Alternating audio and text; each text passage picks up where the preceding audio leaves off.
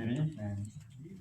If you'd like to open to 1 Peter chapter 4, we're going to continue looking at 1 Peter chapter 4, and we'll be in verses 12 to 19. 1 Peter chapter 4 and verses 12 to 19.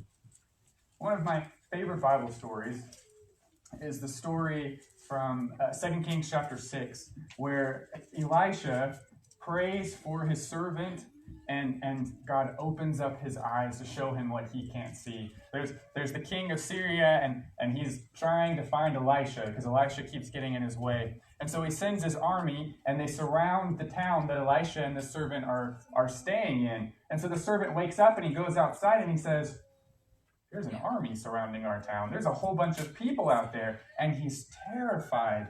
And so it says Elisha prays for him, and he says, open up his eyes and let him see that we have more in number than they do. And suddenly, Elisha's servants can see the chariots and the horses, and he can see this sort of spiritual army that's all around. And sometimes we need that. Sometimes we need to be able to see what others can't see. We need to be able to see things that are spiritual. We need to be able to see things how God sees things. And that is what 2 Peter chapter 4 and verse 12 through 19 is about. When his eyes were opened, his fear left. Peter is trying to open up our eyes so that we can walk by faith and not by sight. That's 1 Peter chapter 4 and verse 12. Beloved, do not think it strange concerning the fiery trial which is to try you, as though some strange thing happened to you. But rejoice to the extent that you partake of Christ's sufferings, that when his glory is revealed, you also may be glad with exceeding joy. If you are reproached for the name of Christ, blessed are you, for the Spirit of glory and of God rest upon you. On their part he is blasphemed, but on your part he is glorified. But let none of you suffer as a murderer, a thief, an evildoer, or as a busybody in other people's matters. Yet if anyone suffers as a Christian, let him not be ashamed, but let him glorify God in this matter. For the time has come for judgment to begin at the house of God. And if it begins with us first, what will be the end of those who do not obey the gospel of God? Now if the righteous one is scarcely saved, where will the ungodly and the sinner appear? Therefore let those who suffer according to the will of God commit their souls to him in doing good, as to a faithful Creator. And so, as Peter has been building up to for some time, he is talking about the fact that we know we are going to suffer sometimes as a Christian. We're going to suffer because we are Christians. And for a long time now, he's been talking in 1 Peter about our relationships with one another, that sometimes the biggest stumbling block for Christians are other Christians. And he says it shouldn't be that way. And this is why.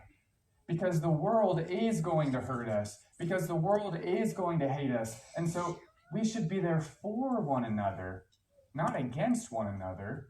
If they're going to be against us, it's going to be a lot easier to keep going if we are for one another. And so that's why it says in verses 12 to 16, suffering leads to glory.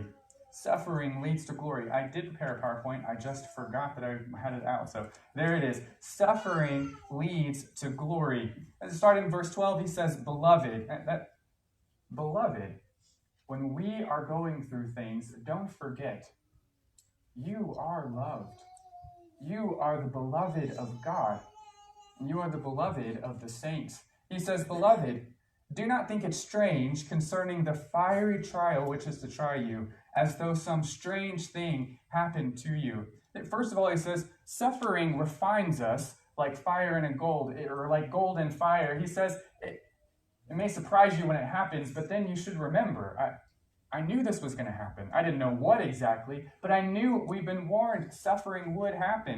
We've been studying the book of John in Bible class on Sunday mornings, and just recently we studied John 15. And in verses 18 through 25, that's where Jesus talks about. He says, they are going to hate you just as they hated me. They're going to persecute you just as I was persecuted. We know that suffering is coming. And so he says, when it comes, don't let yourself be surprised by that. Instead, look at it how God looks at it. He says, it refines us like gold in the fire. Notice Zechariah chapter 13. In Zechariah chapter 13 and verse 9, God says it this way.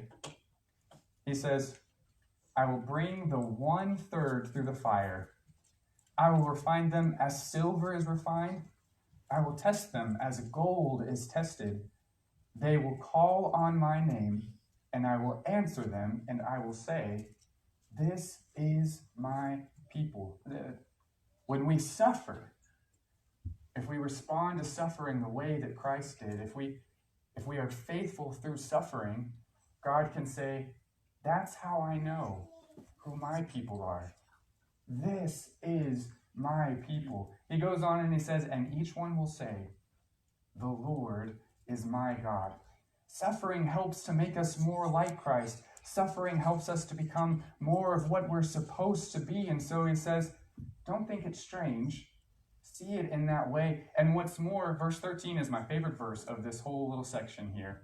Verse 13 is the most interesting and exciting verse. He says, but rejoice to the extent that you partake of Christ's sufferings, that when his glory is revealed, you also may be glad with exceeding joy. What he's saying there is, suffering doesn't just refine us, but suffering leads to leaping and jumping.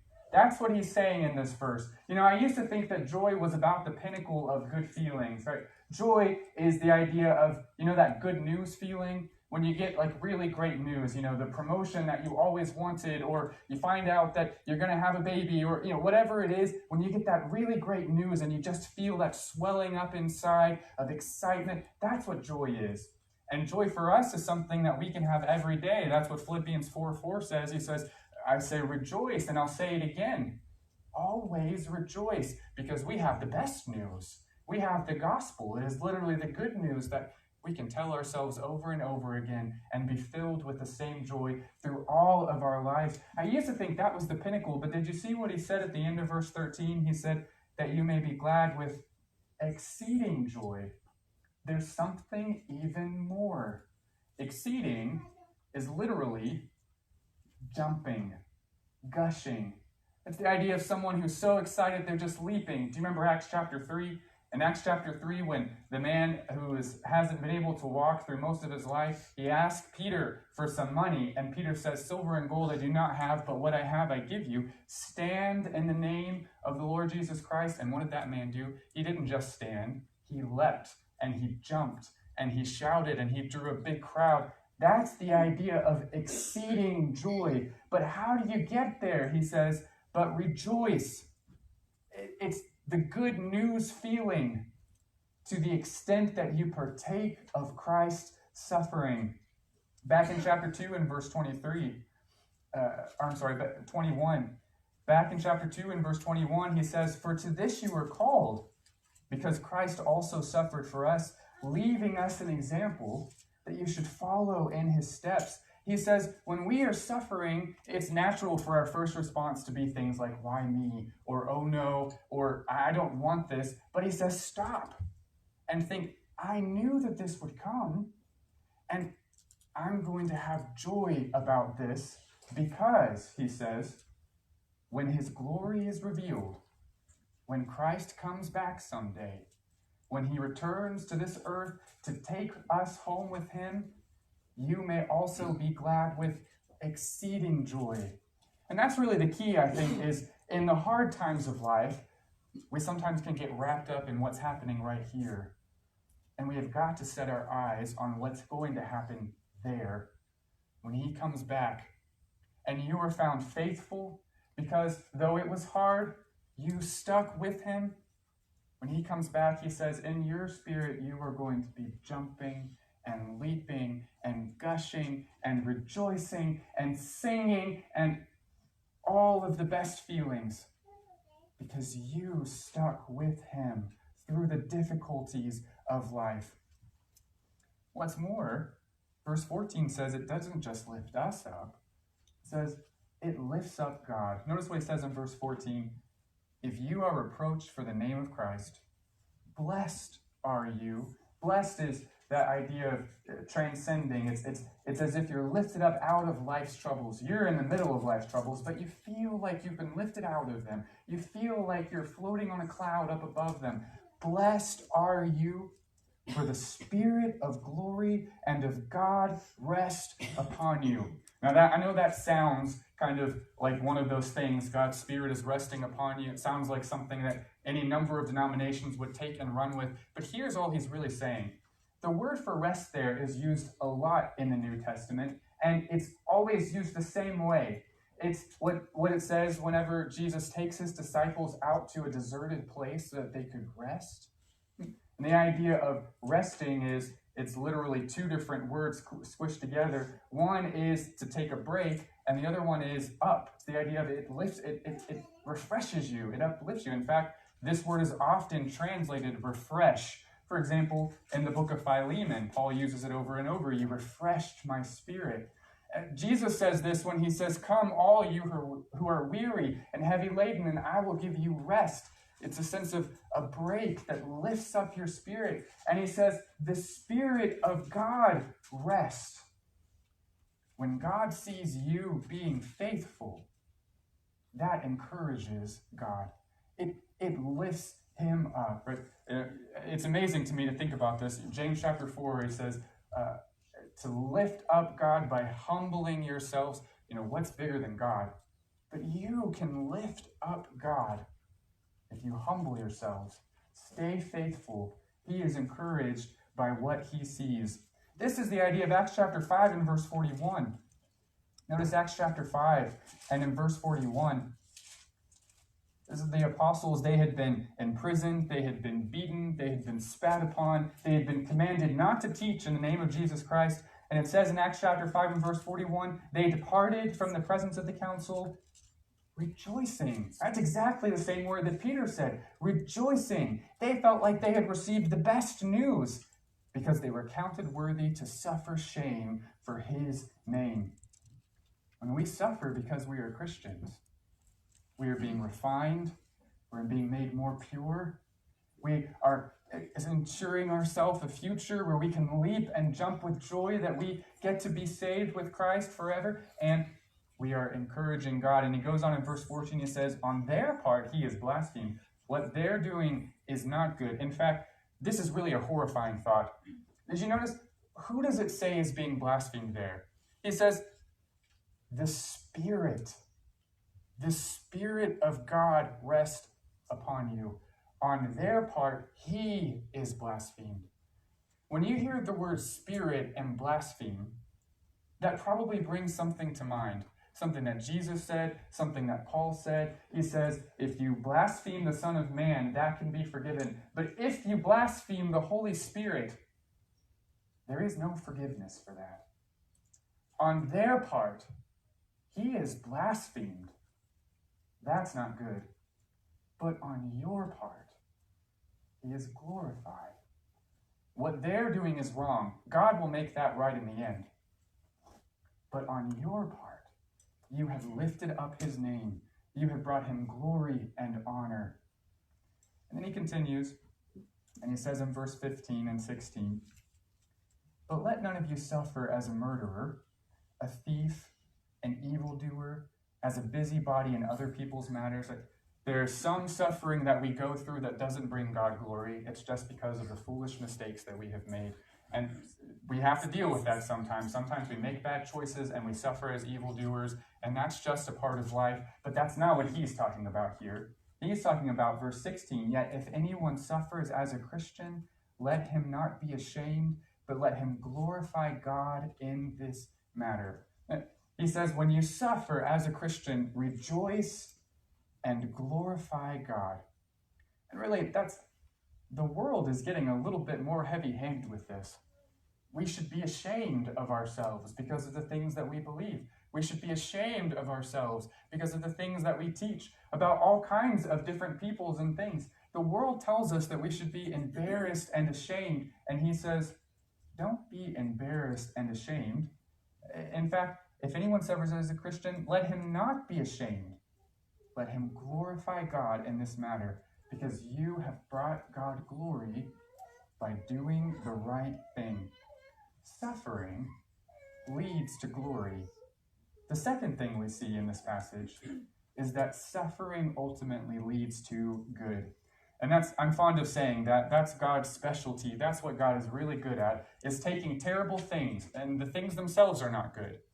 But he takes terrible things, and he is good at making good things come out of terrible things. And that's what he says in verses 17 through 19. Verse 17, "For the time has come for judgment to begin at the house of God.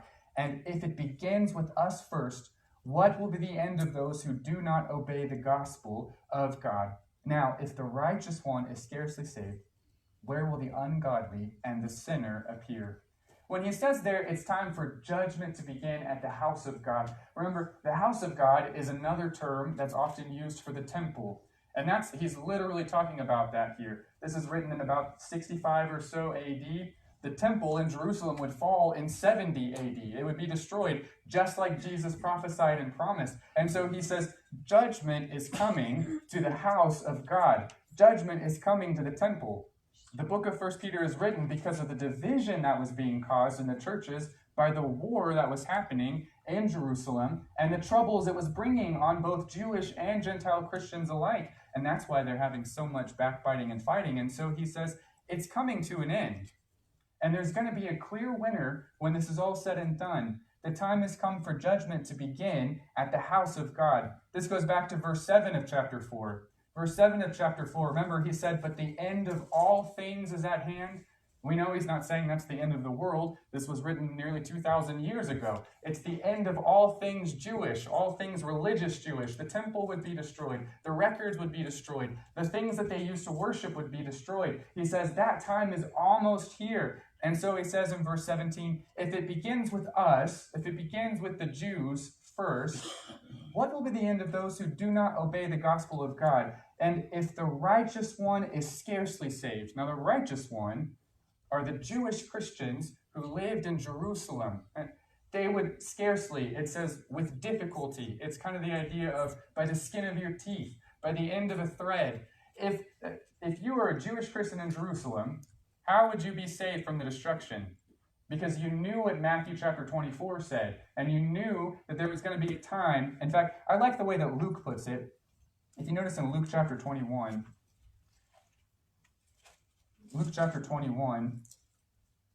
and starting in verse 20, Luke chapter 21, starting in verse 20, he says, "But when you see Jerusalem surrounded by armies, know that the desolation is near. And let those who are in Judea flee to the mountains. Let those who are in the midst of her depart, and let not those who are in the country enter her." The Christians would be saved who were in Jerusalem because they would see the armies, just like Jesus said, and they would say, I'm not supposed to go downstairs and get more clothes. I'm not supposed to go back to my house and get more food. I've just got to get out of town. And if they got out of town, they would barely get out, but they don't have clothes, and they don't have food, and they don't have homes. And so now you have these Christians who are homeless and hungry, and they're coming and they're knocking on the doors of the churches and the people in the churches that live, for example, in Asia Minor, where 1 Peter is writing to. He says they will barely be saved.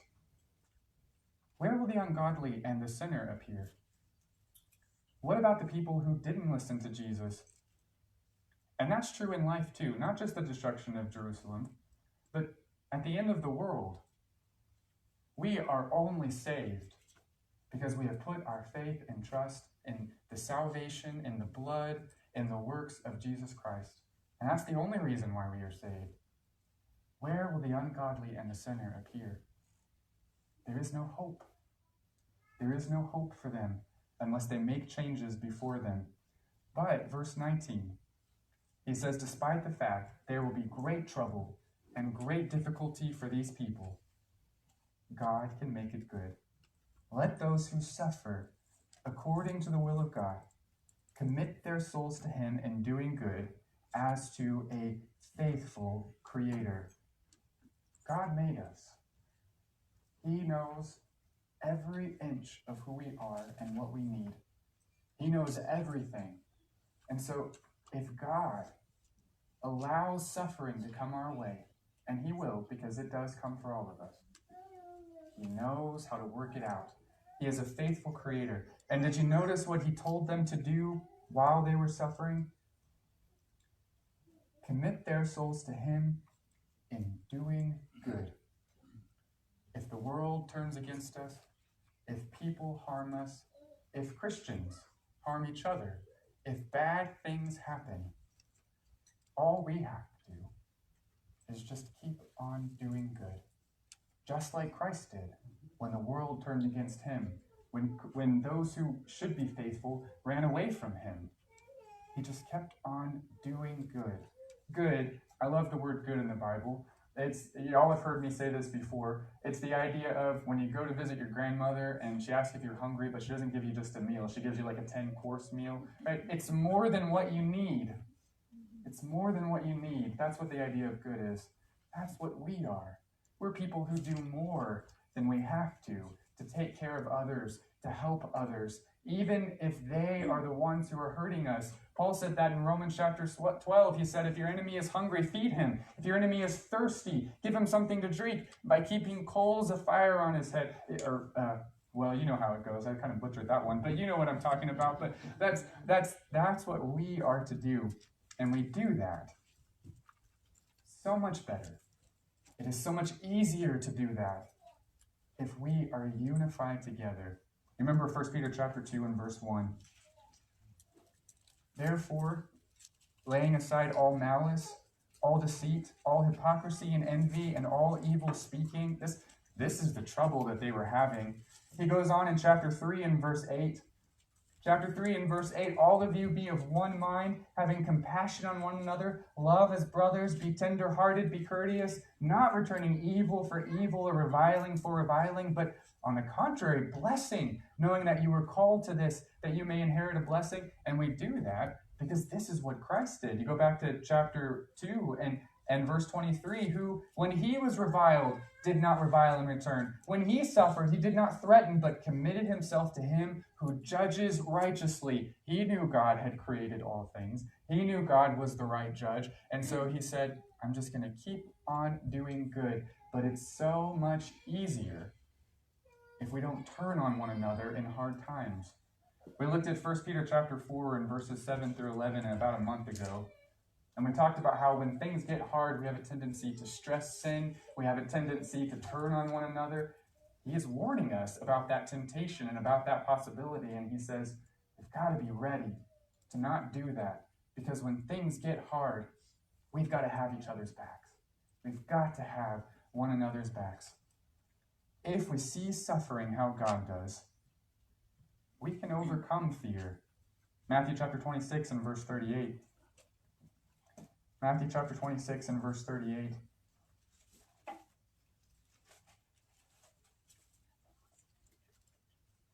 Matthew 26 and verse 38.